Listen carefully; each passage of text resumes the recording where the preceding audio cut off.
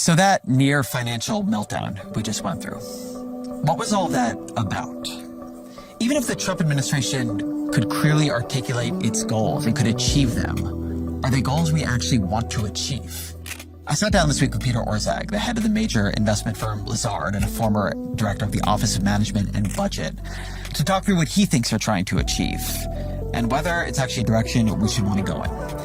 What follows is an excerpt of our conversation. You can listen to the whole thing by downloading the podcast wherever you get your shows.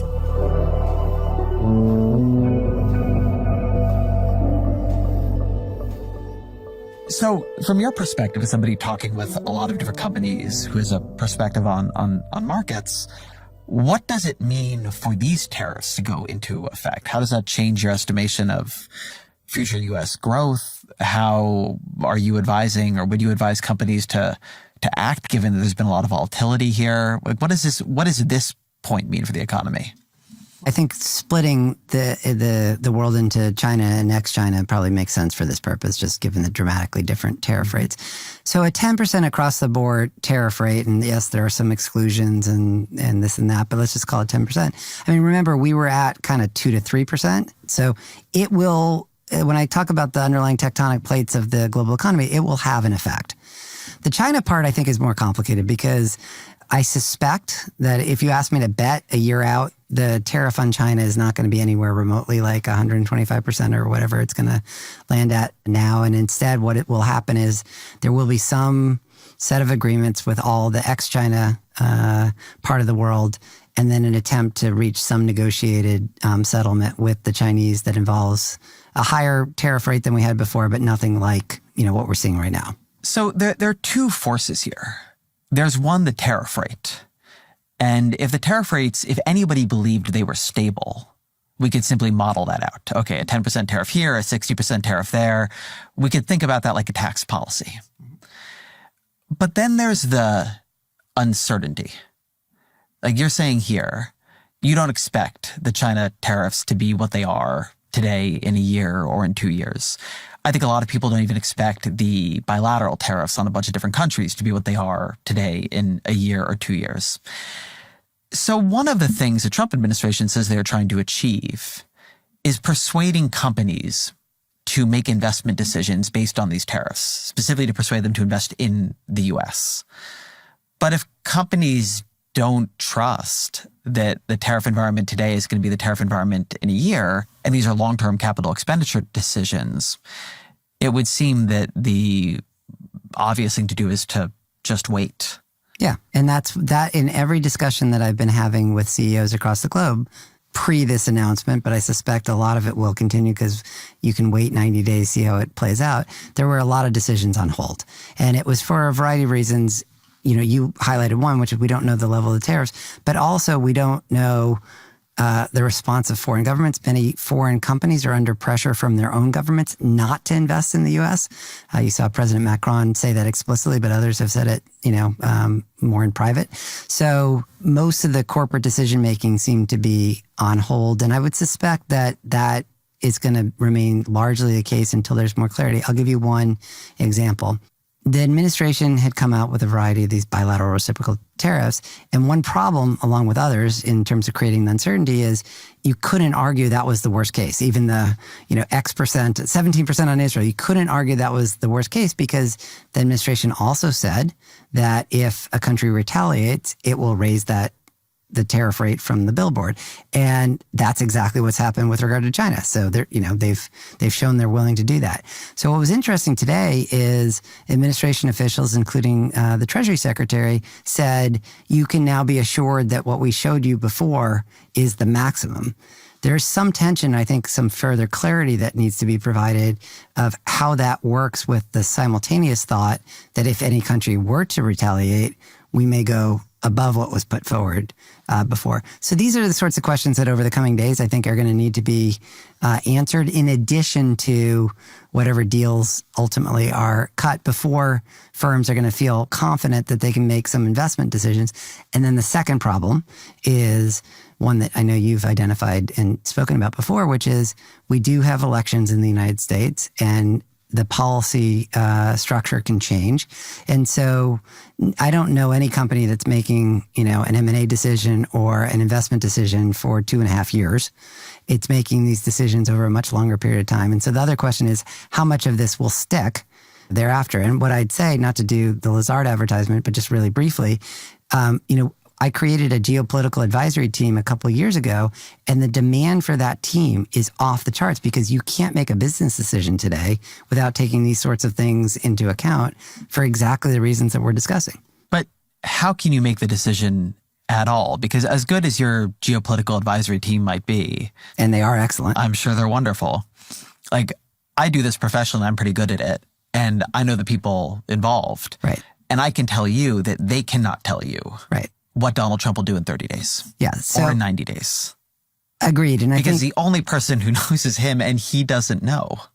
So, I don't know what he knows and what he doesn't know. But what I would say is I agree with you. I mean, what I have been saying internally is we need to make sure we are not presenting false conviction here in terms of what will happen, because fundamentally people don't know. I do think once we get through this stage, so let's assume there are a set of deals, the variance in outcomes may be less extreme. And so it's not that businesses can't decide under uncertainty. They do that all the time. The world is an uncertain place. That happens all the time. It's just the levels of uncertainty here were so extreme, it was freezing people in their tracks.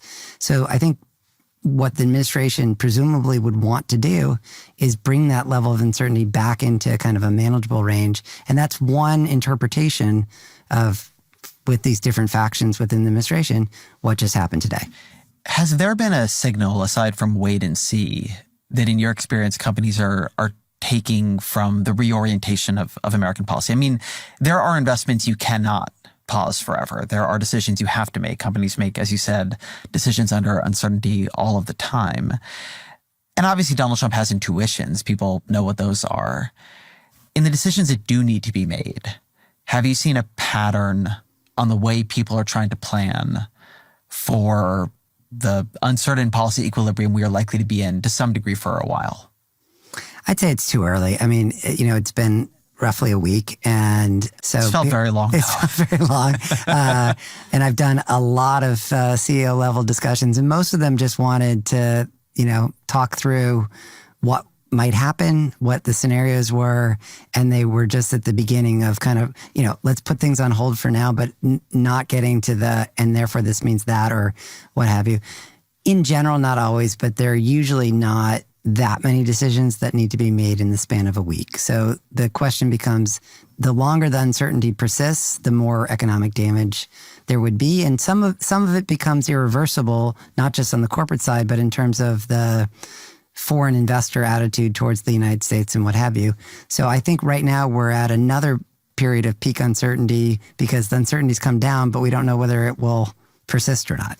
So you were talking about the need to return to a view that the debt market matters, the debt level matters, and we have some problems here. And that's something I actually do hear a lot from the Trump team. Mm-hmm. Now, I tend to discount parts of it because they're so intent on doing a giant tax cut that it makes me wonder how serious they are. But taking them at their word, one of the things they often say, to go back to something that's in the Stephen Moran paper, is that this also reflects our global defense commitments and the way we sort of act as an architecture of security for many countries around the world. I have heard weirder theories about the tariffs as an effort to bring down interest rates, which would change the long-term value of the debt. When you look at what is going on here from the fiscal position, given that I think they do believe that our fiscal position is unsustainable and it's dangerous for the future of the country, how does all of these trade machinations and the broader set of economic policies you're seeing from them, how does it fit into your worries or your projection of the sort of relationship between our policy and our debt? Well, look, I guess before this pause, so just taking the previously published tariffs by country, the Yale budget team had estimated that the revenue impact would be something like $300 billion a year. So if you want to shave that down and, assume everything's just 10% outside of China, I mean, maybe it's $150, $200 billion a year. That's something, but relative to deficits that are, 10 times that size, it's certainly not a panacea. Well, that'd be something like 1 trillion plus over 10 years, which is significantly less than the cost of the tax cut they're planning. I do think what you're going to see on the tax cut is the possibility that something very unusual happens, which is either the Senate parliamentarian rules in a particular way, or the chair of the Senate Budget Committee just goes around the parliamentarian, both of which are possible, in a way that basically makes the extension of the existing tax cuts look like it's cost-free. However they score the tax cut, the deficit in 2026 it will still require us to pay for it. It doesn't matter if you're 6 feet because you were at 3 and you went up, or you just stayed at 6 feet. You're at 6 feet. So I guess my question here is whether or not in all these efforts to reorder the global financial system, where Steve Bannon and Stephen Moran, for different reasons, will tell you that the U.S. is badly overextended by its role as a global reserve currency and its role as a global defense protectorate, that their theory is that if you unwound that role the U.S. is playing, you could solve or significantly ameliorate our debt problems. Do you buy that theory?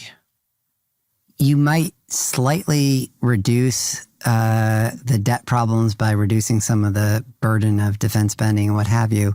There would be an offsetting role on the cost of the debt, fundamentally because foreign investors may be less interested in buying U.S. debt in that world.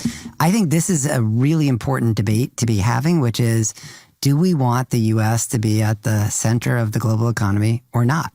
That is, I think, a fundamental underlying philosophical or sort of fundamental debate that is being kind of papered over a little bit by, the toing and froing over tariffs. But at the heart of it, that is a deep question. I personally think we are better off if we're at the epicenter of the global economy, but that's a debate to be had.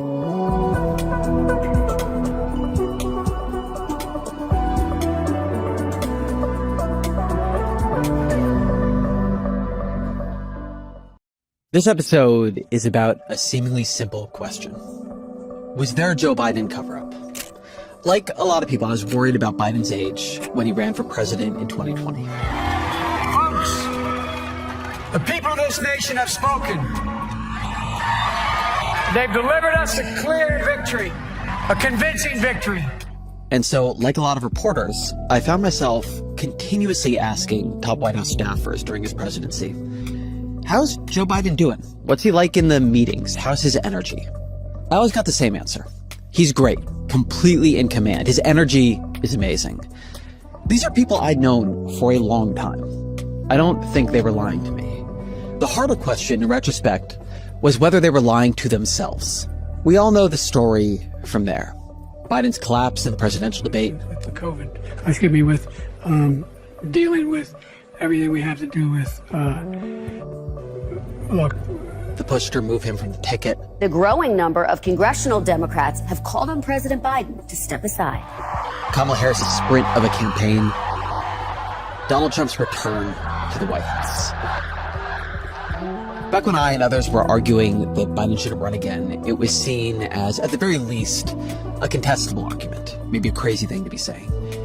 In the last 6 months, though, I've watched a new conventional wisdom solidify. One of the most powerful figures in the Democratic Party is putting the blame for Tuesday's historic loss on President Biden. Yes, of course, it would have been better for President Biden to have made that decision earlier. I think there's no question about it. And his close advisors shouldn't have told him to run again, and they shouldn't have told him he was going to win. Was there a cover-up? A cover-up would at least reveal a core of cold rationality to this system. It would mean that people dealing with Biden every single day, they knew the truth, they saw it clearly and decided to lie. That there were adults in the room, if only maligned ones. In a way that would be more comforting than what I think actually happened. And so there are questions here that are relevant long beyond the Biden campaign. How do you see what is right in front of your eyes when you don't want to see it? How do you not let loyalty to a person, to a party, to a cause blind you? Jake Tapper and Alex Thompson's new book, Original Sin, is a reconstruction of what Democrats should have known and when they should have known it. Thompson had covered Biden at Axios. Tapper is, of course, an anchor at CNN, and he was co-moderator of that historic and, for Biden, disastrous presidential debate. So I asked Tapper on the show to talk through what they learned in the more than 200 interviews behind that book, and what lessons we can take from it. And just to note, we taped this before the news of Joe Biden's cancer diagnosis. The episode isn't any less relevant. In fact, maybe it's more relevant. But, of course, I want to say that we wish him well.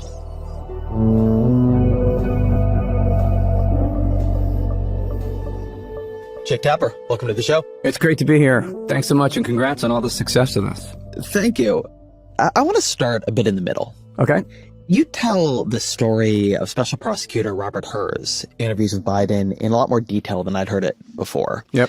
And I think people know that report comes out, and the prosecutor calls Biden a sort of well-meaning old man with a flagging memory. Something like that, yeah. But which is nice, by the way. It's a nice description. That's not a mean description. That's an accurate, nice description. He could have been... Well, at the moment, it was taken as a very mean description. It was, yeah. So what was going on behind that description? Well, I think for Robert Hur and the prosecutors, they were legitimately flabbergasted by how President Biden appeared in that deposition, in the interview in October 2023. They were stunned. And I think they legitimately debated how he would appear to a jury. That I think they legitimately thought, if there's even one person that sees him the way that we see him, which is addled, we're not going to be able to get a conviction. I mean, what was happening in those conversations that he seemed so addled? Well, if you read the transcript of her interview, he is just meandering, unable to focus on a train of thought. He doesn't know dates. He's asked about a period that's significant for the investigation about, his holding and sharing information that is of a classified nature. So 2017, 2018. And first of all, he thinks that it is around that time that Bo died and that Bo was deployed. And it's not. Bo died in 2015, and Bo had been deployed years before that. And then second of all, he's just unable to place events. And Trump gets elected in November of 2017? 2016. All right. So, why do I have 2017 here? That's when you left office, January of 2017. Yeah, okay. But that's when Trump gets sworn in. Right. January. Right. Correct. Okay. Yeah. It's beyond just an avuncular, charming Irish Paul sharing anecdotes. It's a meandering old man. And in 2017, Bo had passed, and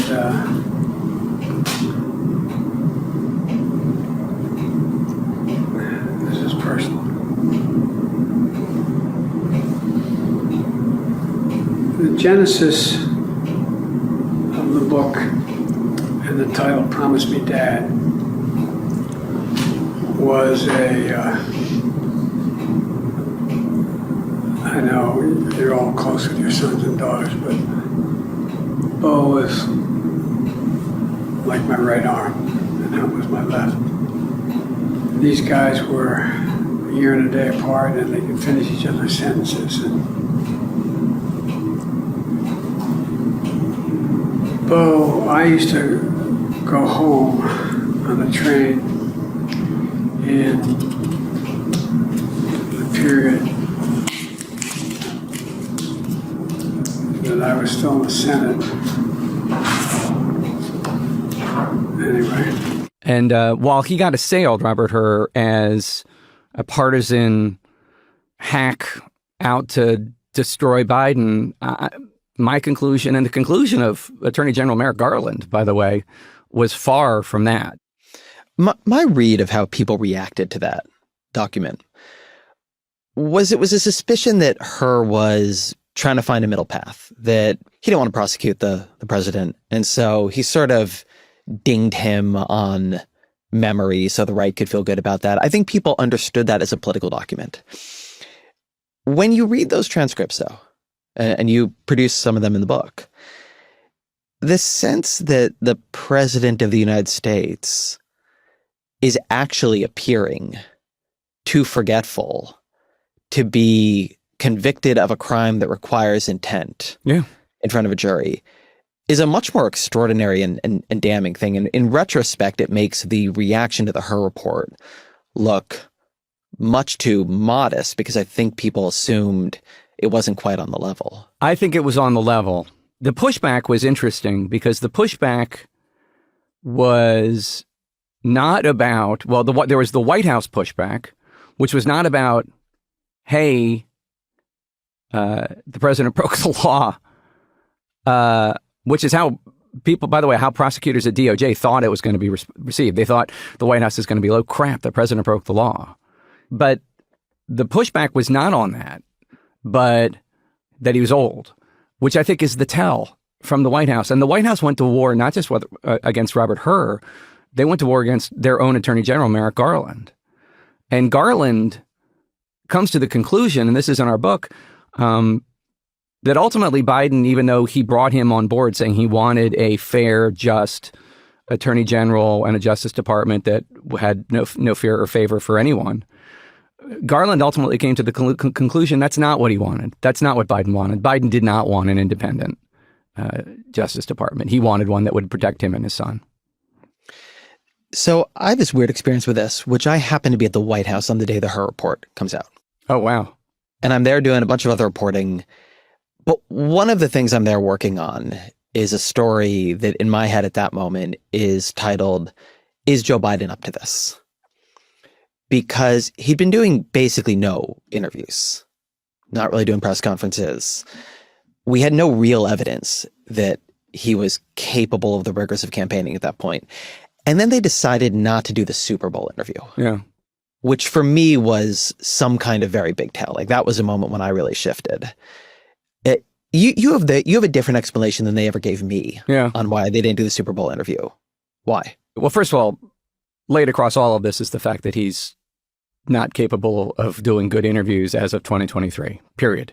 Right. They don't do the Super Bowl interview the year before either. Well, they blame that on it being Fox, right. But they don't do it. They told me actually it's because they knew the Hur report was about to drop.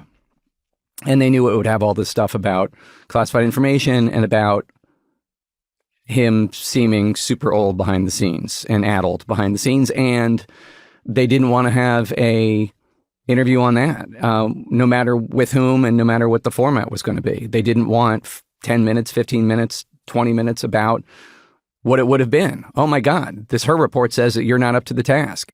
The Hur interview comes out. Biden seems himself authentically furious. And they call a press conference. It happens late that night. I remember being in my hotel room after being at the White House all day watching this press conference. In addition, I know there's some attention paid to some language in the report about my recollection of events. There's even reference that I don't remember when my son died. How in the hell dare he raise that? Frankly, when I was asked the question, I thought to myself, it wasn't any of their damn business. Biden attacks her. He is angry about the allegation that he didn't remember when Beau died. For any extraneous commentary, they don't know what they're talking about. It has no place in this report. The bottom line is the matter is now closed. I'm going to continue what I've always focused on, my job of being president of the United States of America. And then at the end, he takes some questions. Yeah. And in this interview meant to reassure people about his memory, he mixes up Egypt and Mexico. Yeah. As you know, initially, the president of Mexico, El Sisi, did not want to open up the gate to allow humanitarian material to get in. I talked to him. I convinced him to open the gate. For me, like that was the moment when I realized, okay, it went from the question mark, like, can he do this, to he can't, right? If you can't go out and not have a memory flub in the press conference about your memory, you're in real trouble. And I would note that what Biden said in that press conference was not true. to hear Biden tell it, Robert Hur says, do you remember what year Beau died? But that's not what happened. Biden brought up Beau. Where did you keep papers that related to those things that you were actively working on? Well, I don't know. This is what, 2017, 18, that area? Yes, sir. Remember, in this time frame, my son is either been deployed or is dying. And look, I can't imagine the grief he feels about Beau or his first wife and daughter. And that's also one of the subtexts of this book, obviously, or texts in this book, is that the two main areas where we think, according to top aides, that his diminishment happened the most had to do with times of extreme stress for Hunter in the summer of 2023 when the plea deal fell apart, and then the summer of 2024 when he was convicted of a crime in a Delaware jury, because in Joe Biden's brain, understandably, he thought there was a very real fear he was going to lose a third child, that Hunter was going to either overdose or commit suicide. And I'm not saying that as an excuse. I'm not saying that lightly, but I'm just saying this is part of what happened. That stress helped really deteriorate his essence. I think those parts of the books are really persuasive and sad. The reason I wanted to focus on this Her week is that, to me, it's a moment when a lot of things burst out into the open. For me, after that press conference, I write this series of pieces arguing that Biden should step aside or be convinced not to run. There should be an open convention. You didn't ask me to toot your horn, but let me just say that was very gutsy and very difficult for you to do. And I applauded you then, and I applaud you now, because, first of all, probably a lot of people who are fans of yours didn't want to hear it. And also, it's kind of lonely to be saying things like that. Well, I appreciate that. But the thing I want to get at here, because you have more information on this than I do, is as you can imagine, when I write these pieces, I get a lot of incoming from Biden world. Yeah. And they're not happy about it. And my honest assessment of them, my view of how they think of this, is that they actually think I'm wrong. Yeah. They think I'm being unfair. Some of them do. Some of them do. Certainly the ones I hear from. You're not telling me who you heard from, but I'll tell you that this disaster that happened with Joe Biden running for re-election, and then the cover-up of what he was like behind the scenes, what Robert Hur saw, was orchestrated by Joe and Jill and Hunter and Mike Donnellan and Steve Ricchetti. And there are other people to a lesser extent, but those 5 people are the most responsible. Cover-up. That's the word I want to get at here. Yeah. One thing throughout this whole period, and for years before it, which was always a bad sign, is, like a lot of political reporters, I am asking people in the White House constantly, how's Joe Biden in meetings? How's he doing? And they all say, fine, to a person, the line you often hear is he can perform the presidency, but he can't, quote unquote, perform the presidency. Right. His communication skills have degraded, but as a decision maker, he's better than ever. And it keeps a lot of people from writing what's sort of in front of your face. You think, well, these people are seeing things I'm not, right? If they tell me he's good in the meetings, I don't know if he's good in the meetings. Right. So when you say there's a cover-up, my sense of these people is that this is what they believed, or at least had talked themselves into believing. Do you feel most people were seeing him in meetings and he came off the way he came off with Robert Hur and they're just not telling anybody? Or is it something more psychologically complex going on here? Both. Yes, they were lying to themselves. They were lying to others. But the definition of a cover-up is when you are hiding something that is an ugly fact. And the ugly fact is that the Joe Biden that we all saw at the debate on June 27th, 2024, did not just step out of nowhere. That was Joe Biden, and that was the logical consequence of what they had been hiding since, really, in a big way, since 2023. Look, I'm not saying that every meeting President Biden had, he came across as addled. What I am saying, what Alex Thompson and I, he's my co-author, Alex Thompson from Axios, what we are asserting is that there was, as far back as 2019, a Biden that was fine, and then a non-functioning Biden. And that from 2019 to 2024, the non-functioning Biden would rear his head increasingly. And what do I mean by non-functioning? I mean losing his train of thought in a manner that's uncomfortable. I mean not able to come up with the names of top aides or close friends. I mean not recognizing people that he should recognize. I mean not able at all to communicate to the American people. And I think there's a degree to which, and this metaphor was used by so many White House aides we interviewed, the frog in the boiling water. I think there is a degree to which people, as the water is increasingly turned up, they don't notice that it's getting hotter and hotter. And then we would hear from so many people who worked at the White House, then left, and then came back 6 months later or turned on the TV 6 months later, and they could not believe what they saw. I always feel like you can track this across the couple of elections. Biden rescues the ticket to some degree in 2012 after Obama's bad first debate with Mitt Romney. Biden mauls Paul Ryan.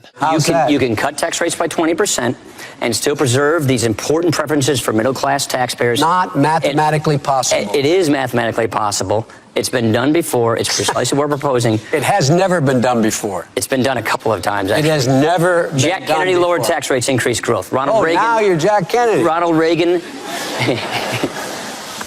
Republicans and Democrats. It's an exceptional debate. And he sort of gives the ticket its mojo back before Obama's second debate with Romney. You go to the 2016 convention. I think he gives the best speech at the convention. His lack of empathy and compassion can be summed up in a phrase I suspect he's most proud of having made famous. You're fired. I mean, really, I'm not joking. Think about that. Think about that. Think about everything you learned as a child. No matter where you were raised, how can there be pleasure in saying you're fired? He's trying to tell us he cares about the middle class. Give me a break. That's a bunch of malarkey. By 2020, I thought his communication problems were already clear. There's a reason why he's bringing up all this malarkey. There's a reason for it. He doesn't want to talk about the substantive issues. It's not about his family and my family. It's about your family. And your family's hurting badly. If you're making less than, if you're a middle-class family, you're getting hurt badly right now. As even top campaign advisors told me and Alex, COVID was a disaster for the American people, but it was a blessing for Joe Biden's campaign in 2020 because he got to basically run from his basement. I mean, there were some appearances outside, but nobody was judging the size of the crowds. And a lot of the stuff was just done on TV. You mentioned some of the accommodations that his staff begins making for him. One of the ones that feels very striking is the teleprompter at what are usually impromptu fundraiser remarks. Yeah, I'm talking about like 40, 50 people. Yeah, do you want to talk through what that was? So his presidency starts off, he's still, we're all still in COVID lockdown. People forget the degree to which 2021 is still part of COVID. And note cards and teleprompters are just standard procedure for him. They become crutches to the degree that Democrats are getting phone calls in 2023 because he's doing small fundraisers, 40, 50 people, and his campaign staff is demanding a teleprompter. We have a Chicago fundraiser where the host doesn't want to have a teleprompter there, and they're like, this is the price of admission. And Biden will walk in, read from the teleprompter, and walk out. Sometimes they'll do a photo line, sometimes he won't. But it's very odd, and it's very weird, and that's not what happens in these fundraisers. The whole point of these fundraisers, if you're giving huge money to the Democratic Party or to a pro-Biden super PAC or whatever, is you're getting time with the stars of the event. And he's not really doing that in any comfortable degree, and he's making people feel very uncomfortable because why does he need a teleprompter to come in and talk for 10 minutes, something that anybody in politics or the media should be able to do, just talk for 10 minutes about whatever. And those become crutches to the degree that then they become also part of the cover-up, even if they didn't start out that way. What are other accommodations that the staff begins to make over the course of that term? The hours in which he's asked to function. It's not normal to say that a president can't do anything after 6 p.m. or should only very, very rarely do something after 6 p.m. That's not normal. But they would always say he had lots of fundraisers that were at night. They always resisted this. It got reported, it got rebutted, but your view is that they really did try to keep him unscheduled after 6. As much as possible. That's not to say it was 100%. Of course not. But like as much as possible. The degree to which they started keeping him away from people, or rather keeping other people away from him, a cabinet secretary told us. So he had a cabinet meeting in October 2023, and then he didn't have another one until like, I think September 2024, after he had dropped out. Why would he keep the cabinet at bay? Why? We had a White House staffer say, somebody who left because they were so upset by what was going on, that there was a very purposeful decision to just limit his interactions with anybody who wasn't like in the Politburo or a must visit. Who makes a decision like that? Well, because I don't get the sense Joe Biden himself believed Joe Biden was diminished. I don't know what he's aware of. I don't let him off the hook because I'm older than you, Ezra. I'm 56. How old are you? 41. Okay. So You look great, Jake. Thank you. I appreciate it. I'm not capable of doing things that I was capable when I was 41, both physically and probably mentally. I find myself stumbling a little bit more on the teleprompter than I did 5 or 10 years ago. It just happens. It's just part of aging. I only say this because I'm aware of my limitations. I don't believe that Joe Biden is not aware of his limitations. My sense of Joe Biden's belief about himself is not that he has no limits. He knows he walks more slowly and might fall, and they change the way he gets off the plane, that kind of thing. But that he is not sitting there thinking, I am addled. I am losing it. I have to limit my meetings. No. Someone is doing, if you are saying someone is doing that, who is doing that? Because you just said a minute ago, right? Mike Donnellan, Ricchetti, from everything they say in public, they seem to believe he could have been president through the end of this term. So, which is crazy. Fair enough. It's but crazy. I believe on some level they believe I believe that they believe it too. So when you say somebody is deciding to limit his meetings with other people, who is deciding to limit his meetings with other people? And are they saying this to the rest of the staff? Does a memo go out? Like, what is going on here? So, as JFK quoted after the Bay of Pigs, success has 100 fathers and defeat is an orphan. There are very few people willing to acknowledge who made the fateful decisions X, Y, or Z. I would say that ultimately, on the staffing level, who do I think is responsible for decisions that protected Joe Biden the way that we're talking about? I would say Anthony Bernal, who is the chief of staff for the First Lady's office and perhaps the most powerful chief of staff in the history of First Ladies, and Mike Donnellan. And those two would convey the wishes of the president and the First Lady. So when the decision was made by Joe Biden that he was going to run for re-election, that decision would be conveyed to the staff from Anthony Bernal and Mike Donnellan. Mike Donnellan would say, presidents get to decide if they're running for re-election, and he's decided he's running for re-election. End of story. Anthony Bernal would say, you don't run for president for one term, you run for president for 2 terms. And they were conveying the wishes of the first couple. And in the book, we talk about this. There is a shocking lack of discussion about this with Biden. It is just Biden decides he's running, and that's it. And in fact, there's a very good, and I'm sure you know him already, John Anzalone, the pollster, who he worked for Biden all the way back in the 80s when Biden was plagiarizing speeches in Iowa. John Anzalone has known and loved Joe Biden forever, and Anzalone wants to poll for it. He wants to see what are the liabilities, how do we do this? Obviously, he's aging. And Anita Dunn says, we're not polling for this. The decision's already been made. And there is not one meeting where they all sit down and talk about this and kick the tires of it. And when Jeff Zients, who becomes the White House chief of staff after Ron Klain leaves in early 2023, he comes in, and he's a former Bain Capital guy. He has Bain brain. He wants to run the diagnostics. He wants to kick the tires. He wants to see, is this a good idea? But the decision's already been made. It's done. One thing I saw happen during this period is the bar got set really low for Joe Biden. Oh, yeah. Because there was a big right-wing argument that this guy is senile. He has actually lost it. And the counter argument then became pretty easy because he wasn't senile. But there's this really vast range between senile and at the peak of his powers. How do you think his age affected just how he carried out the day-to-day work of the presidency? Not the campaigning, not the politics, but the decision-making, the attention, the party leadership.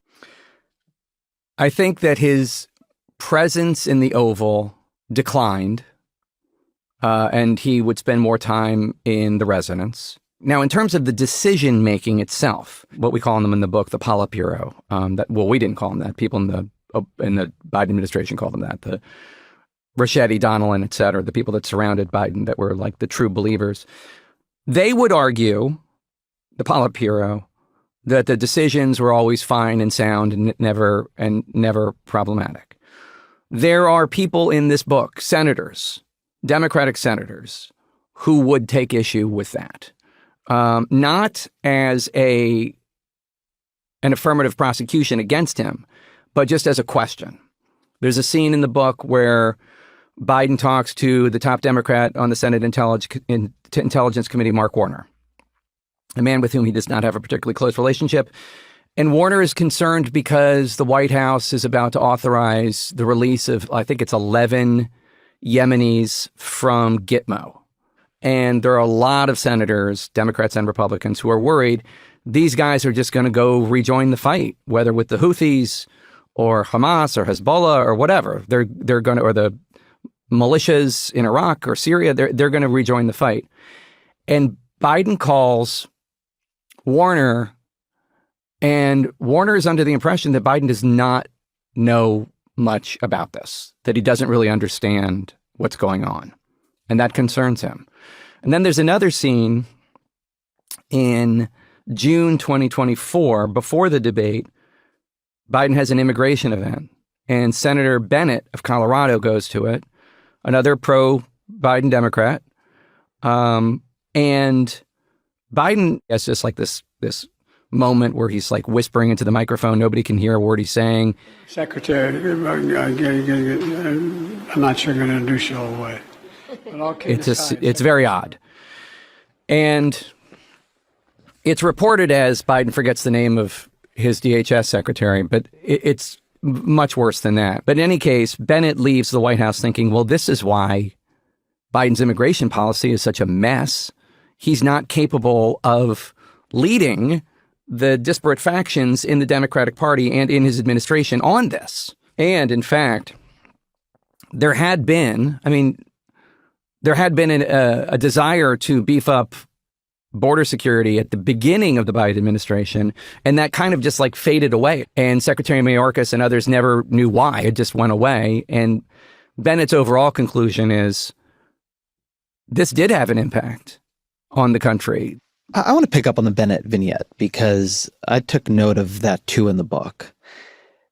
This binary, I guess, that they created between can you make good decisions and can you do the superficial theatrical dimension of the presidency. One is real presidenting and the other is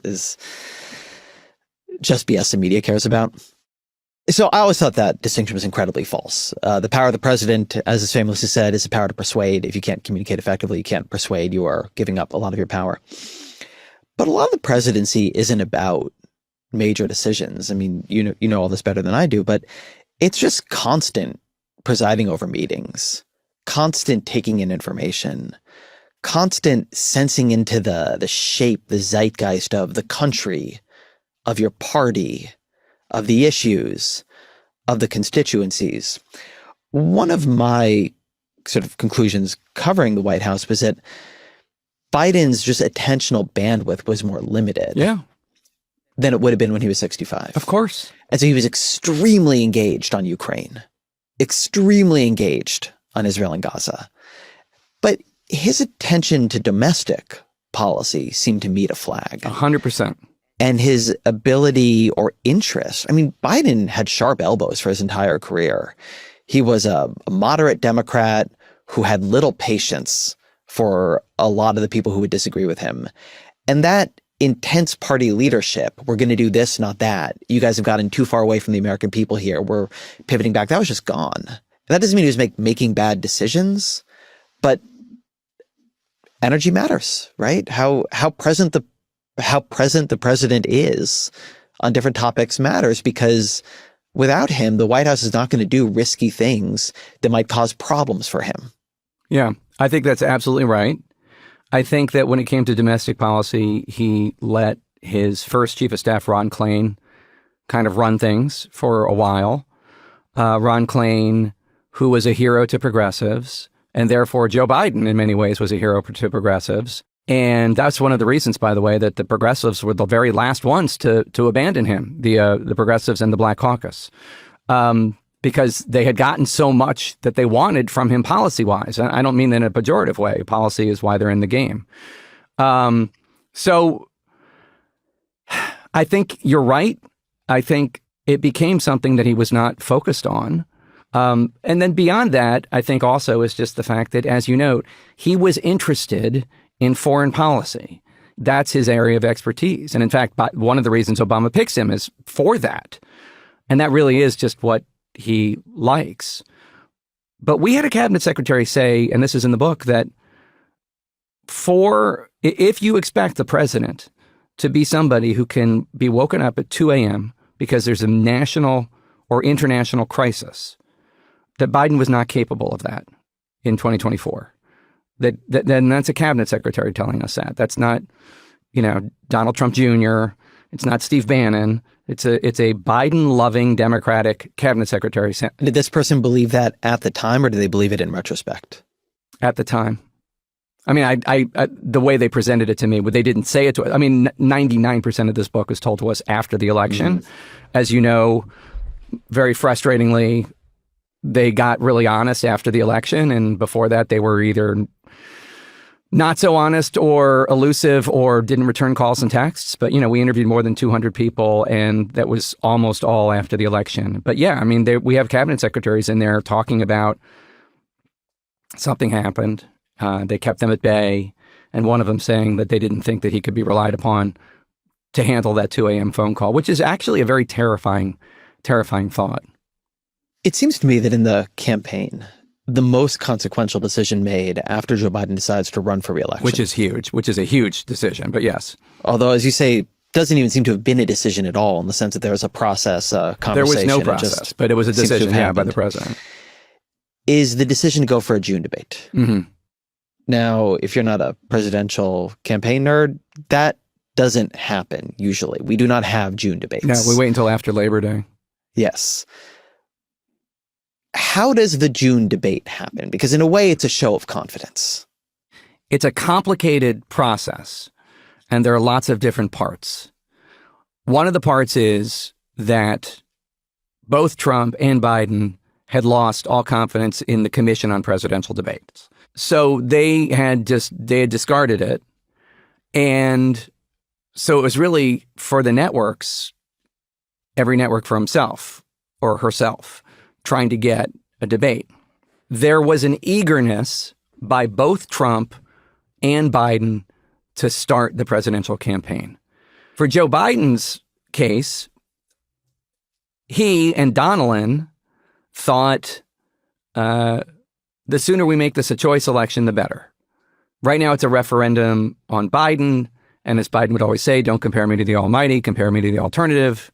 Biden thought the moment people realize that it's between me and Donald Trump, they will come back to me. Now, there were people internally who thought, no, we shouldn't do this. Steve Ricchetti thought that debating Trump just sullied everybody involved in the process.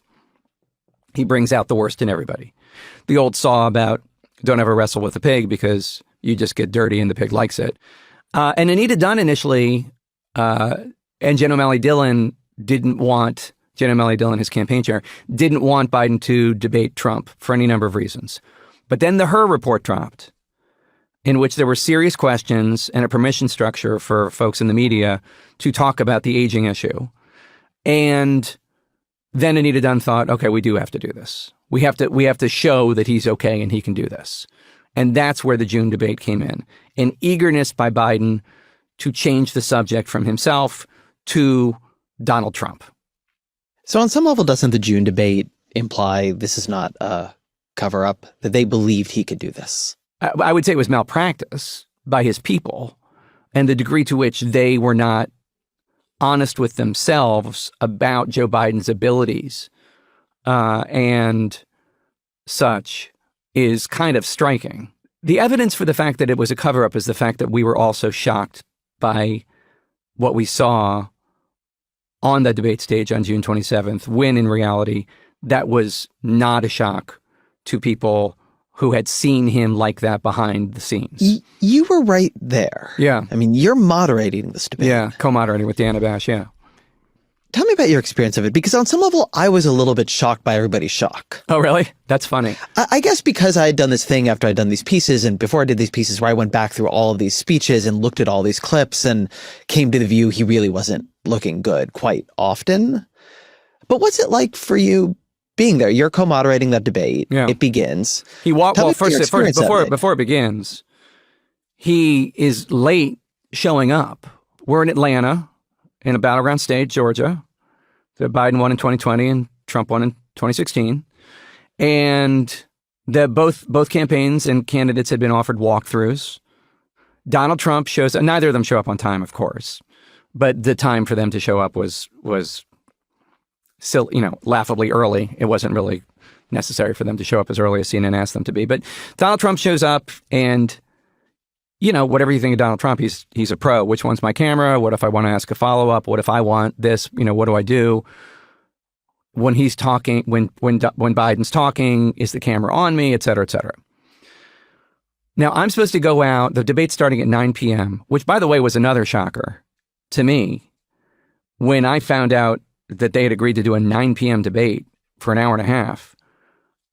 I thought to myself, that seems late. That's late for me. Like, how is it going to be for Joe Biden? I mean, I understand Donald Trump runs on some energy force that I don't understand, but that's late, but okay. I guess they know what they're doing. I think there is a degree to which I guess they know what they're doing infected the heads of so many of us covering him. Because why would you put him out there for an hour and a half debate at 9 o'clock at night when they could have agreed to a 7 p.m. debate? But in any case, he walks out.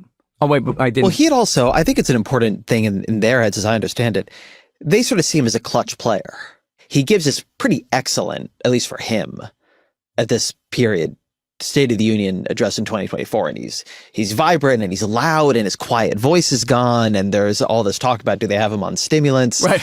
But I think they had come to the view that Biden can perform in the clutch. He's a gamer. That's what they say. He's a gamer. To look at the legend of Joe Biden and everything he has overcome and not realize that infuses the man with a degree of, not just the man, but the man and his family and his supporters with a sense of this guy rises to the occasion, and it doesn't matter what fate throws at him, and fate has thrown a lot of horrible things at him.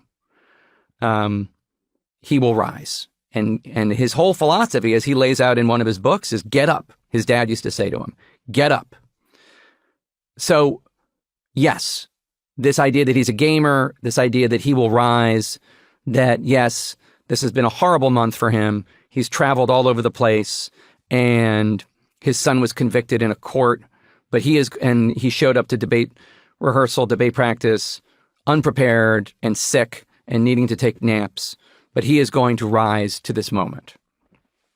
Okay, yeah, I get it. That's how they think about these things. And that's how Joe Biden thinks about these things, because at 8:30, I'm supposed to be out on stage just sitting there, and they're doing lighting and all that stuff. And I can't go out there because Joe Biden has just shown up a half hour before the debate. He's supposed to have been there hours before. And why was he so late? Because he didn't think he needed to do it. He didn't think he needed to do a walkthrough, which is crazy. Every candidate does a walkthrough. Barack Obama did walkthroughs. Like, you just do this. So he walks out, he hobbles out, he does that shifting thing, shuffling thing, seeming really old, but I had seen him, so I was not surprised. He starts talking. He obviously has a cold. He sounds awful. His voice is already thinner and reedier than it had been. but now it's really bad. His first answer's whatever, it's fine, serviceable. But then he gets to that horrible answer where he completely loses his train of thought. Eligible for what I've been able to do with the with the COVID. With dealing with everything we have to do with. Look, if we finally beat Medicare. Thank you, President Biden. President Trump? Well, he's right. He did beat Medicare. He beat it to death. And he's just. And we have these iPads, and I wrote to the control room, holy smokes. And Dana writes to me on a piece of paper, he just lost the election. It's one thing about this debate, and it was why his just complete absence of doing any serious extended oppositional interviews, just tough interviews. I don't mean like with Fox News. I mean, say with you, was I think worrying. You can talk about communication style. You can talk about how somebody comes off when they're communicating, but one thing communication is supposed to reveal is train of thought, is how people are reasoning under pressure. And what I watched in that debate was somebody who under pressure was not reasoning well. You would not want this person in the meeting with Xi. You would not want this person exhausted after a couple nights of poor sleep in an international crisis. You wouldn't really want this person being the principal structuring and deciding between competing alternatives in a hot meeting about immigration or inflation. That I feel like this is where saying it's all communication, as they often did, really fell apart. Right. Like communication is like how you think. Right. Yeah. And he was not staying on normal tracks. Like his own train of thought was derailing. There were people that we talked to who worked for Joe Biden. Okay? I'm not talking about Sean Hannity and Laura Ingraham who worked for Joe Biden, who watched that debate and thought, who is running the country? Because it's not that person. Now, that's not me saying that, that's them saying that, but I think it is a reasonable question. So I found that debate incredibly disturbing.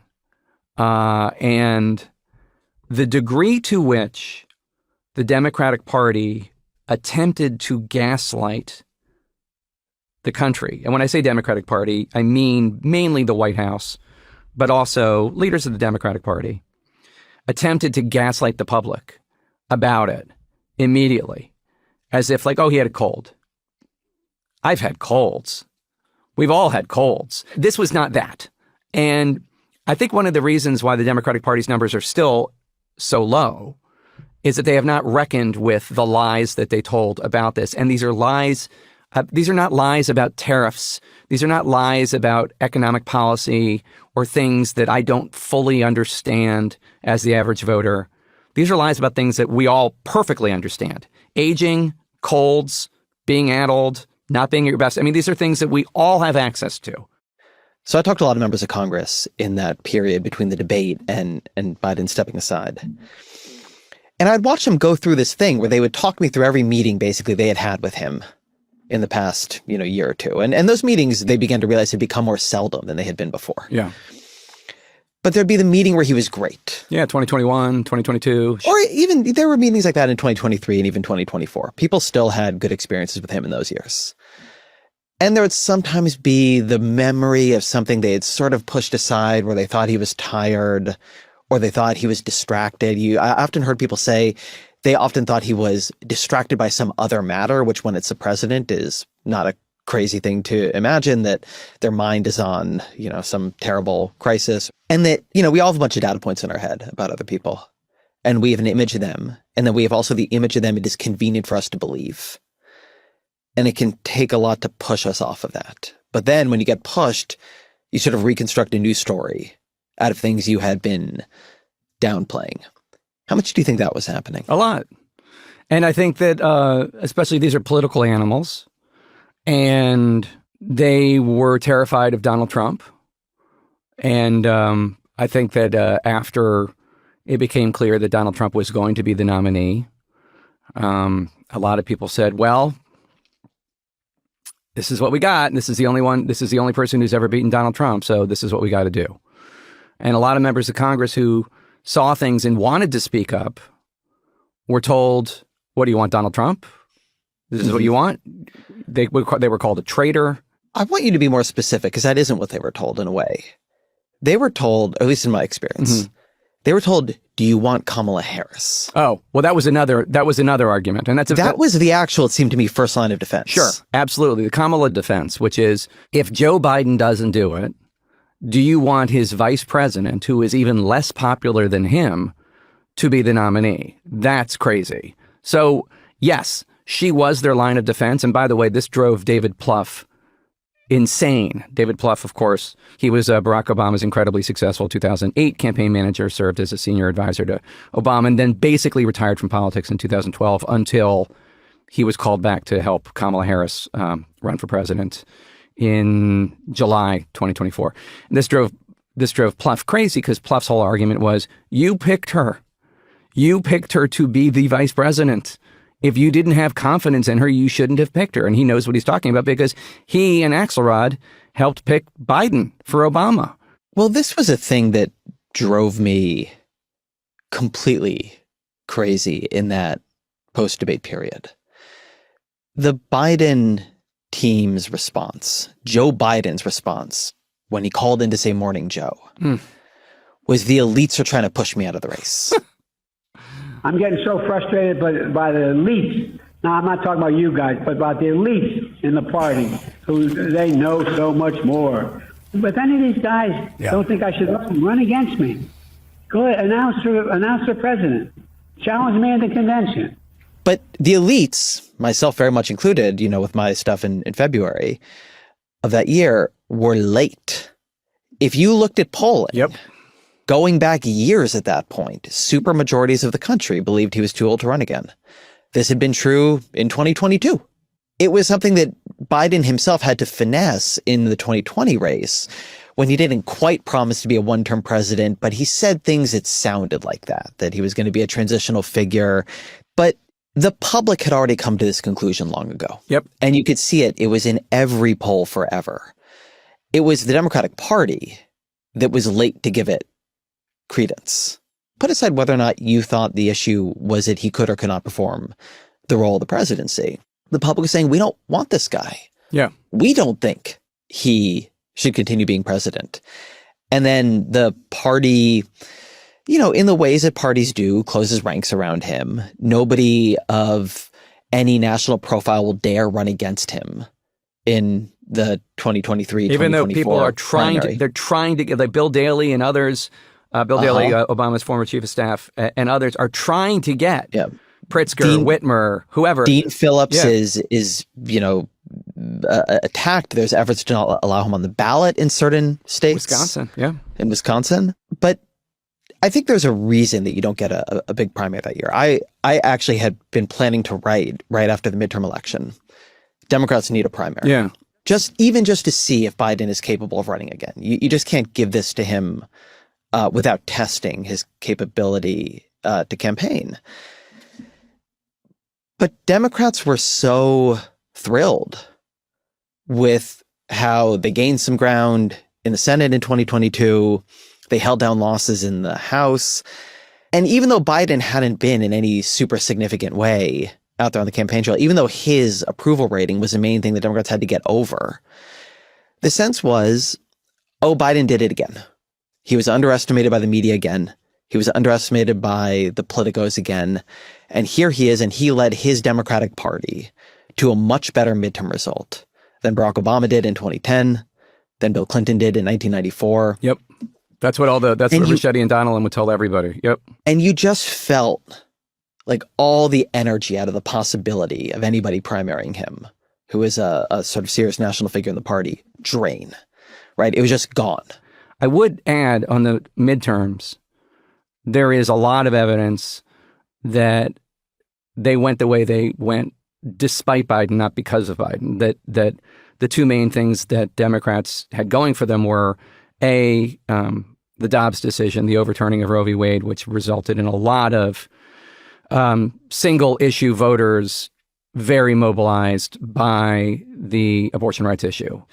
The Republicans had less than stellar Senate candidates and in some cases House nominees too. And that's really one of the reasons why I think that midterm went the way it did. This is one of my sliding doors moments in recent American politics. Imagine the red wave had hit. The Democrats get wiped out in the House. They get wiped out in the Senate. Biden does not look like some uncanny political genius. And also the party has to take his unpopularity seriously. So Biden is unpopular by this point. And I'm talking to his people, the same people you're talking about here, after the election, and asking them, okay, well, what are you taking from this? What's your read of this? Mm-hmm. And they are telling me directly that this proves that presidential approval has decoupled from election results.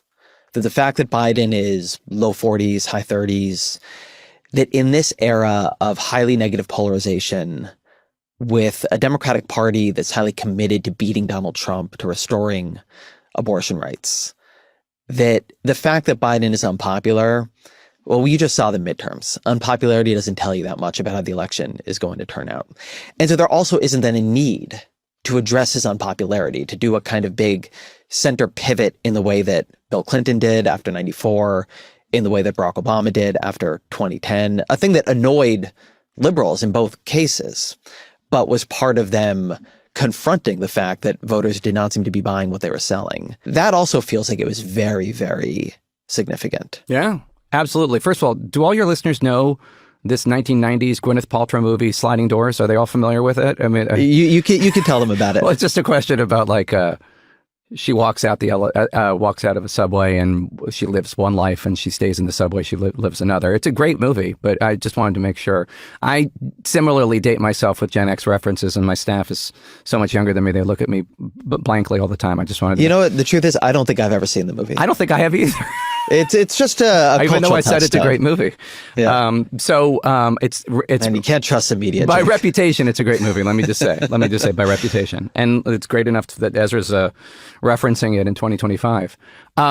Yeah, I think that is very wise. I also would say that Mike Donilon, who came up as a pollster, it is one of the most interesting things about him and his character, that so much of what he does is based on gut and not data. You know, Battle for a Soul of America, that's gut.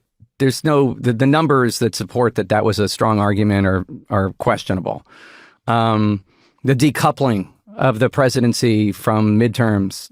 I mean, there's no actual data to back up these arguments, but it's what they think. It's how they convince themselves of these arguments. He's the only one that ever beat Trump. Okay, that's true, but that doesn't mean There's been only 2 general elections right. Donald Trump is running at this point. Yeah, I mean, and Hillary, won the popular vote. It's kind of that one was kind of a fluke, and it created this sort of distance that opened up, I think, between Democratic Party elites in the country, where their view, the Democratic Party, was that Biden was historically successful, and under any normal measure, 1, he deserves to run for re-election and win it, but 2, who are you to question him when he has been so successful? On the other hand, the country didn't feel he was being that successful. He was unpopular. People were unhappy with his administration. They were not feeling the Bidenomics. They did not feel the world was a more stable and orderly place. And I think there's this way in which the Democratic Party just kind of got a little bit into an insular conversation with itself. Why did that happen? I mean, I think your question answers itself, which is the Democratic Party was talking to itself. I would, without question, argue that the CHIPS Act and the infrastructure bill are huge achievements. There's no question. But why did the American people not know that? Was it because you weren't talking about it? No. Was it because I wasn't talking about it? No. I was talking about it. There's nothing that Washington media loves more than bipartisan legislation passing. I mean, that is the wet dream of every reporter in Washington, D.C. It's bipartisan and it passed. Therefore, it must be good. But in this case, investing in infrastructure in this country is a good thing because our infrastructure is so horrible. So why weren't the American people sold? I would argue that it was his cluelessness on the inflation people were feeling, and how much of that is age and how much of that is just his stubbornness. And beyond that, his inability to communicate. And so then, having not been given a choice in the primary, the party then goes and says, see, the Democratic voters chose Joe Biden. Right. And now you'd be betraying them. Yeah. Put aside everything else. This is just a party that is not, in this period, listening. In your reporting, what actually mattered? What took Joe Biden from the defiant Joe Biden that we heard on Morning Joe, saying that the elites are trying to push him out, that Biden, who is sending a letter basically threatening Democratic members of Congress. Oh, yeah. To the Biden very shortly thereafter, who leaves the race. What pushes him to where so many people said he couldn't be pushed? I would say that there are two reasons. One, the lack of support among senators meant a lot to him. And there is a meeting that the Senate only gets, well, they want one with Biden, but they don't get it, and they only get one with leaders of his campaign in the White House because they... That was very telling, by the way, when they wouldn't send Biden to that meeting. Yeah, of course. Basically, it comes down to there are 5 senators in I think it's a 51-member Senate Democratic caucus. There are only 5 who are standing with Biden. And there are a lot of Democrats who are running for re-election who are on the bubble, who their jobs are really at risk. And then I think he kept on being told, the polls say you can't win, but Biden kept saying that's not what my guys say, and he's not talking about his pollsters, but he's talking about his pollsters' polls as described to him by Donnellan and Ricchetti, who constantly give this unrealistically optimistic view of the polling. It would have been a wipeout, without question. There's also one of the things in this period when they're saying, look, he's still only 3 or 4 points behind Donald Trump. We can make it up. At that point, you had a history of him just not being able to make it up. You come out for the Robert Hur press conference, you flood the countries, you fail at the debate. You could have had more things happen. This was, to me, the sort of crazy risk that I was watching a lot of Democrats at least publicly say they were willing to take, that this guy had not been a game time player for a long time, with the exception of one scripted State of the Union. The idea that you're going to get through a tough campaign where you had to make up ground, and this guy can't even do interviews? The fundamental problem, the pollsters, ultimately, they were supposed to have a meeting with Biden, and then that got canceled. So they had a meeting with the Politburo, a Zoom meeting, and basically what they say is, the fundamental reason why you're behind cannot be changed. The American people have concluded that you are too old and cannot do the job, and you are not capable of disproving that to them. And at this point, we've all seen the 3. You don't have to be a political science major or a highly paid operative to say, okay, he had a bad debate. Go out there, do 10 tough interviews and 5 town halls and settle this issue. Everybody knows that. And he couldn't do it. And ultimately, the Democrats who were seeing him, giving him the benefit of the doubt, Chuck Schumer, others, come to that conclusion. He can't do it. But then the other thing, the last thing that I think was decisive, Mignon Moore was in charge of the 2024 Democratic Convention. Longtime Democratic operative, very respected in this town. When she got the job, she set up an unofficial group called the What If Committee. And the What If Committee was there to talk about, well, what if Biden drops out? What if the protests are so bad they shut down Chicago? Just any possible thing. One of the reasons why it wasn't as difficult in 3 weeks or whatever it was to swap out, 3.5 weeks, I think it was, between Biden dropping out and the convention. Why it wasn't as difficult to do is because Mignon Moore had decided they were going to have decorations in as vanilla a flavor as possible so that if somebody else's name needed to be in there, it wasn't like everything was in the shape of Delaware. Let's put it that way. The What If Committee was in touch with all the delegates, and they were monitoring everything. And eventually, before the weekend where Ricchetti and Biden and Donilon talk, and that Sunday, the 21st of July, when Biden announces he's not running anymore, the What If Committee conveys to the Politburo, you can win at the convention, but it will be really ugly. They were losing delegates to that degree. The delegates were losing confidence in the president. They were with him 100%, but after the 3 weeks of torture, they were out. Not all of them, but enough of them that it would have been an ugly, ugly fight. And Biden would have won, but it would have ripped the party apart. So when Biden talks about he dropped out because he didn't want to have a divided party, he means it quite literally. He doesn't mean emotionally a divided party. He means an ugly floor fight on the convention floor in Chicago, and it would have been nasty, and there was always the chance he would have lost. But even if he'd won, it would have been really ugly. And I think Donilon and Ricchetti and Biden just ultimately concluded, these bastards are chasing you out. I want to just talk through some of the lessons of all this. One that has been on my mind is, and I wonder how much you have this experience, how much in the media we prize inside information. And often the truth is just right in front of you.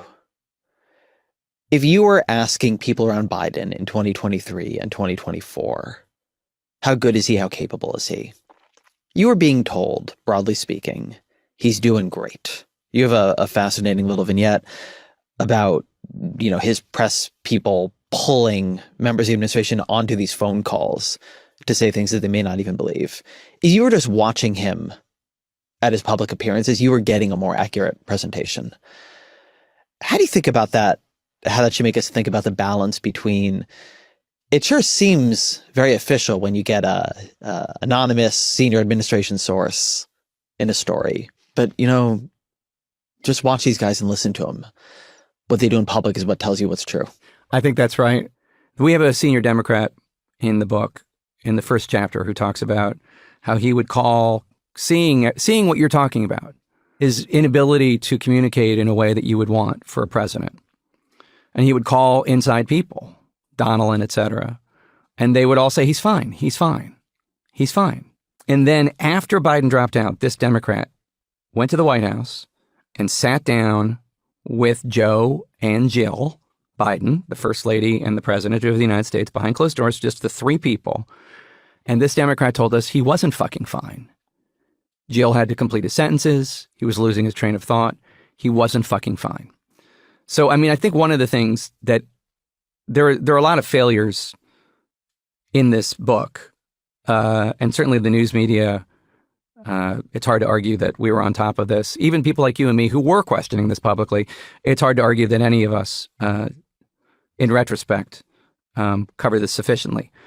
Although I want to give credit to a bunch of my newsroom colleagues here and Alex and others. There were a bunch of stories. Sure. There were great Times stories, great Wall Street Journal 100%. stories, Axios stories. 100%. It was harder to get people to say anything. That's the point. And it's hard to get, you need evidence for stories. Well, look, but we were trying yes. to crack this. Well, that's my point, is if a president's inner circle is willing to lie, and if they don't even think they're lying, that's an incredibly dangerous thing. I wish I had a solution. Here are the three things we need to do, and then this will never happen again.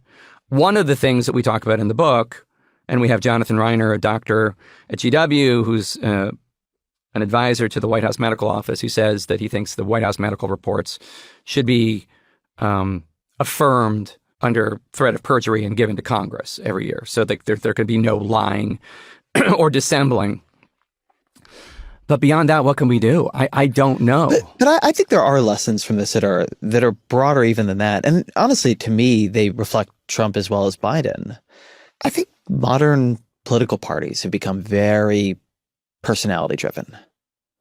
They have leaders, and the structure of them is to really fall in behind the leader. That was true to some degree in the Democratic Party. It's true incredibly strongly in the Republican Party. I feel like a big difference even between Trump 1 and Trump 2 is that in Trump 1, his own staff was willing to tell people all the time that this guy was wrong. He was making crazy arguments. They had to restrain him. Now they see him as kissed by destiny. And, how dare you question the sun god? And I think that recognizing as a structural mode of failure that parties have a lot of trouble saying what is just obvious to everybody in front of them is a thing to grapple with, because I feel like Democrats would not admit what just everybody knew about Joe Biden. And now I'm watching Republicans not admit that, what everybody's always known about Donald Trump, that he's erratic, he's all over the place, that the stuff he says often doesn't make sense, that he's surrounded by yes men and sycophants, that the parties have just become too weak. They can be so easily taken over by whoever leads them. Yeah, it's not just the parties though, right? It's all of the things, all of the structures that are supposed to, all the institutions that are supposed to structurally check any leader to one degree or another failed. I mean, Congress, there are any number of moments that one could point to of interviews or weird moments where, let's say, Hakeem Jeffries and Chuck Schumer should have marched up to the White House and said, what the fuck is this? Like, what is going on? And they didn't. So it was on them. But then also, like, donors should have been able to look at Biden any one of these moments and say, what's going on here? But the modern presidency, in addition to the weakening of the party, I mean, I'm sure you know the name of the Democratic National Committee chairman during the Biden years, but I bet 99 out of 100 of your incredibly smart listeners do not. It was Jamie Harrison from South Carolina. And we have a vignette where Biden doesn't even know Jamie Harrison's name. Although, you know what disturbs me so much about that vignette? There was no stronger Biden defender in this period than Harrison. Still to this day. Saying, what you do is you protect your quarterback from getting sacked, right? Treating this as if the question is loyalty. To this day. As opposed to the country itself. I thought Jamie Harrison covered himself in dishonor in this. Harrison is still out there saying that the mistake was having Biden step down from the ticket. That's a little bit what I mean when I talk about this is a thing people have to begin thinking about in the structures of their parties. I mean, look, Lara Trump was co-chair of the RNC. I think you're right to say Congress is probably where authority to check things like this should lie, and people need to be able to speak a bit more freely. But when you look back at just what people were willing to explain away, to cover up, to talk about this as if the point of politics is your loyalty to the politician and not what the country needs from them. Right? The number of Democrats who made arguments like Joe Biden has had our back. Now we have to have his. I know, what the hell does that even mean? The point of the party is to come up with a candidate who is the best person to lead the country. And if you're a Democrat, keep the country out of Donald Trump's hands. This is not some kind of interpersonal payback for years of friendship with Joe Biden or any other president. 100%. I keep thinking about the Clooney fundraiser, which is in June, and Biden shows up, and the behind the scenes, behind the stage Biden is shocking to George Clooney, to Barack Obama, to a whole bunch of people. The only one who said anything was George Clooney. But this is a room full of people who saw this, and Barack Obama is one of them. I'm not blaming Barack Obama, but institutionally, there's so much deference given to a president, even by a former president. I don't think it's healthy for this country. So you're talking about the weakness of the parties, and I agree. I also think that the strength of the presidency in this regard is a problem. Well, in a way, no one is saying anything because no one is saying anything. It's such an obvious dynamic that it barely bears pointing out. But people look to each other to see what is safe to say.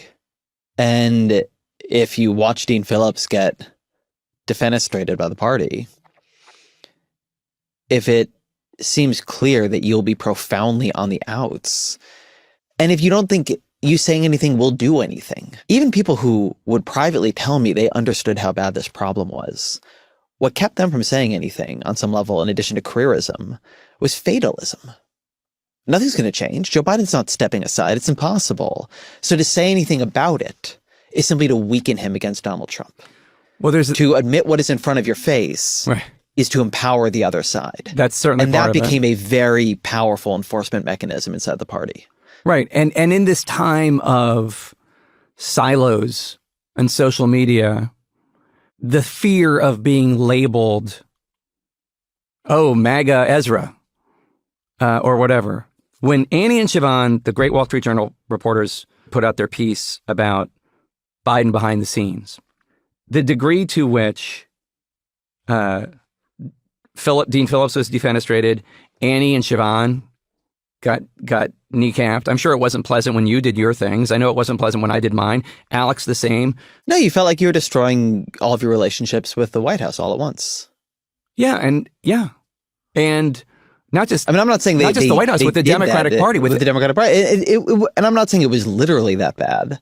But I mean, I was fairly public on this, and it was a bigger firestorm of pushback coming from, I would say, like privately, a lot of people said, oh, you're right. In the email inbox, like just normal people like, oh, thank God somebody is saying something. But then people I thought of as sort of friends who are like liberally aligned, pundits or, people in politics proper, in public, even people I knew who believed this stuff in private, were absolutely flaying me. And that was, to me, the most shocking part. Having people who I'd had a version of this conversation with in private then slam me in public when I said it publicly. There is a Democratic operative in our book who defended Biden publicly, who says to us on background that Biden stole an election from the Democratic Party and from the American people. This person has only publicly said positive things about Joe Biden. I mean, this is where we are. We're truth-telling of any sort because we're so tribal and in camps is legitimately a career ender, or at least a risk. Robert Hur could not find work after being special counsel. He finally did months later. But the word went out, don't hire him. I mean, it's nasty. Look, the same thing is going on now in terms of anybody questioning Trump, although it's more, questioning what he's doing with, it's more policy oriented, at least at this stage. But none of it's healthy for a republic to be able to. And I don't think, by the way, that it's like this in other democracies. I think there's much more room for debate in other democracies, whether England or France. I mean, it seems like they have more room for inter-party criticism, or even the notion that journalists or commentators are allowed to say things without not being able to feed their families. Well, it also reflects different political systems. So in a lot of the systems, they're parliamentary, and the party leader is chosen by, the party elites and the people in parliament. And if the person loses the confidence of his supporters or her supporters, they're out, and they get, we just have watched the UK go through a bunch of different party leaders in both parties in the last couple of years. And I think here, the division between we choose with primaries, which is not how, we've done it for most of American history. This is a sort of one of the whole arguments about open conventions, that we actually did used to pick people at conventions. It's not a completely unknown thing to do. Yeah, but it was still how the convention is structured. But it was back. Right. But that's what I mean, that I think one reason in some other countries it's easier to deal with these problems, if you believe it is it more power is still in the back room. I think we have both quite irresponsible political elites in this country, but we also have quite weak ones. And I think those two things exist in relationship to each other. That elite failures are most obvious when elite power is most degraded. I don't think elites were some grand class of hyper-competent guardians of the public trust in the 1950s or the 1940s or the 1930s. But among other things, they had more privacy and they had more power.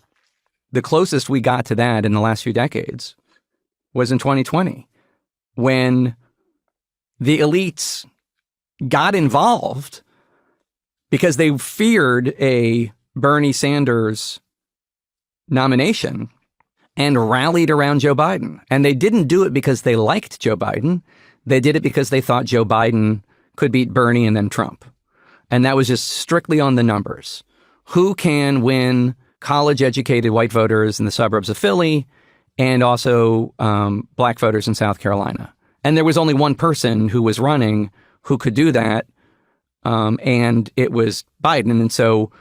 And we'll never know probably the extent to which Barack Obama and others called Buttigieg and Klobuchar and Booker and Warren and all the others and encouraged them to drop out and get behind Biden. But it did happen, and that's the closest we've gotten to a smoke-filled room in my lifetime.